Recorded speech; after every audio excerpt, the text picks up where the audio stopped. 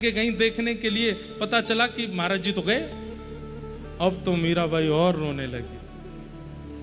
राव दूधा जी बोले संत चले क्यों गए, अभी तो कथा अधूरी रह गई। किसी ने बताया, बोले आपके डर के मारे चले गए कि कहीं आप उनसे छीन ना लो। लेकिन थोड़ी दूर जाकर के जैसे ही संत अपने ठाकुर जी की सेवा निवृत्त होकर के जैसे ही शयन में गए, उन्हीं के ठाकुर जी शयन में उनके स्वप्न में प्रकट हो गए। और प्रकट होकर के बोले बाबा, ओ बाबा। संत बोले अरे ठाकुर जी, 40 वर्षों से आपकी सेवा कर रहा हूं, आज तक कभी स्वप्न में नहीं आए, आज आप मेरे स्वप्न में आ गए। जय हो जय हो जय हो, आप मेरी सेवा से बड़े प्रसन्न लगते हैं।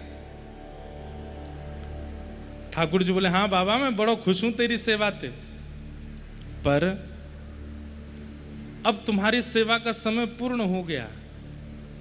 बाबा, अब मैं तुम्हारी सेवा विश्राम कर रहे हूं। बोले मतलब? बोले अब मैं कोई और ते सेवा कराऊंगा। बोले कौन सी सेवा कराओगे? बोले जो लाली कल रो रही ना, वही से मुझे सेवा करानी है। बाबा सच बता दूं? बोले बताओ। कछु महीना में आप पधार व्यवहारे हो, और कछु महीना में जब आप पधार जाओगे तो मैं अकेला रह जाऊंगा, मेरी सेवा कौन करेगा? या हमारे बातें पहले मुंह को अपने श्रेष्ठ उत्तराधिकारी को दे जाओ। मीरा श्रेष्ठ उत्तराधिकारी, उनको दे दो।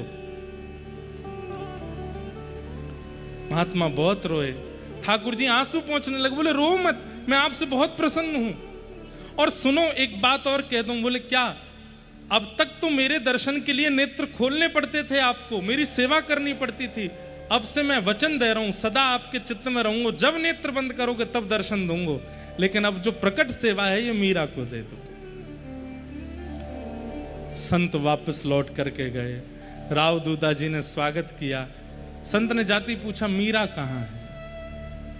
बोले वो तो 3 दिन से कमरा में रो रही है, खा भी नहीं रही, पी भी नहीं रही।